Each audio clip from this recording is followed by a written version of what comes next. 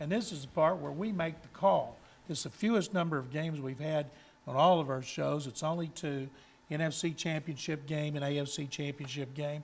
I will be covering the AFC Championship game in Pittsburgh, Indy, but let's start with Chicago, Soldier Field. What do you think? First of all, there's so much history there. You know, my hat's off to the fans in Chicago. I know they've been wanting this type of game for a long time since they made it to the Super Bowl. This is going to be a great game. And when I look at Chicago, I look at all the offseason moves that they made that brought them this far. I look at their quarterback and I look at their defensive end. Those are the guys that are going to have big games. Jay Cutler, he's having a very good season. Obviously, he's leading his team to this championship game. But he's the type of quarterback that you can see him have a down game when it's going to be very important. So if he has a big game, it's going to be a tough feat for the Green Bay Packers to go into Soldier Field and steal that victory. And Julius Peppers, this is a guy that he's a dominant defensive player, and he plays better when the light is brighter, and it's not going to get any brighter than this except for the Super Bowl. So those are the 2 guys that I'm really going to be keying on. But I know that there's so many more aspects to this game. Okay, the Bears, they gave Peppers $42 million guaranteed. They were 7-9. Lovie Smith's job was on the line. Peppers came in. This is what the Texans need to do, spend some money, bring in a proven veteran, help them turn around.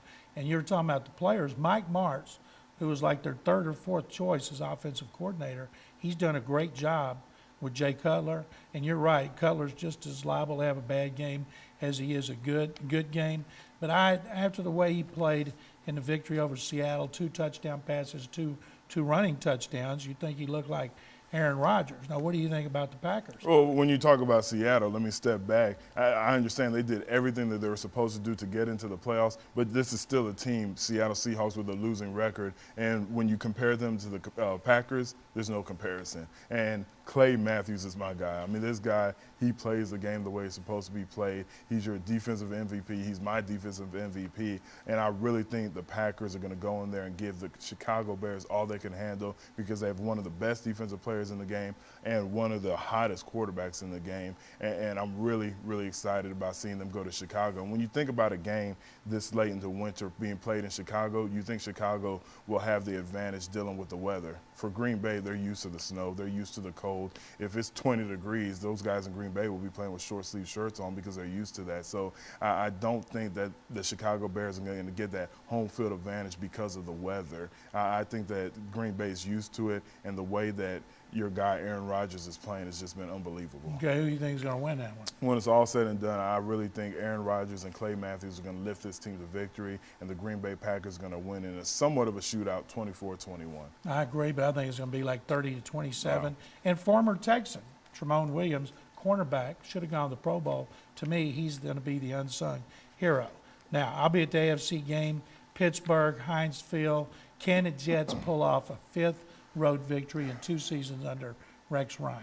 Can they? Anything's possible with these Jets. But when you talk about a team that doesn't care about the off-the-field chatter, about talking trash, get into people's heads, I think of the Pittsburgh Steelers. You don't want to light a fire under these guys. These are the guys you don't want to give them any bulletin board material. You do not want to say anything that's going to get James Harrison, Troy Polamalu, Casey Hampton. You don't want to motivate those guys any more than they've already been motivated. So I expect the Jets to be relatively quiet leading up to this game, and this is going to be one of those slobber knockers. You know, that Baltimore versus Steelers game was an awesome game to watch. I think this is going to be a similar type, hard-hitting, beat them on the ground type game, and I can't wait for it. Do you think the Jets will be able to run the ball on Pittsburgh? Because Baltimore did not.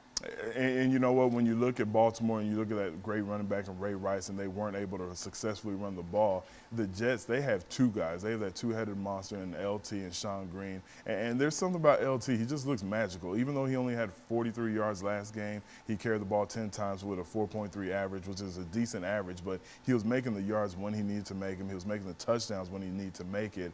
And I think they'll do better running the ball, but I don't expect any running back to have over 100 yards against this Pittsburgh defense. What does it mean to have a quarterback who's already got 2 rings in Ben Roethlisberger? It means you have a guy that's leading you, who's done there, who's been there, who's done there. You know, he could talk the talk and walk the walk. Whatever cliche you want to throw out there, he's done it. And I think he's a gamer. He's not a guy that you look at the stat sheet at the end of the game to say how successful he was. You just watch the big plays when he makes the big plays, and this guy has ice in his veins. And if I'm on a team and I need a guy who's going to lead me to the playoffs, lead me in the playoffs, Ben Roethlisberger is going to be a top 3 guy that I'm picking. Steelers have the 5th best playoff run defense in history. They only gave up like 62 yards a game rushing.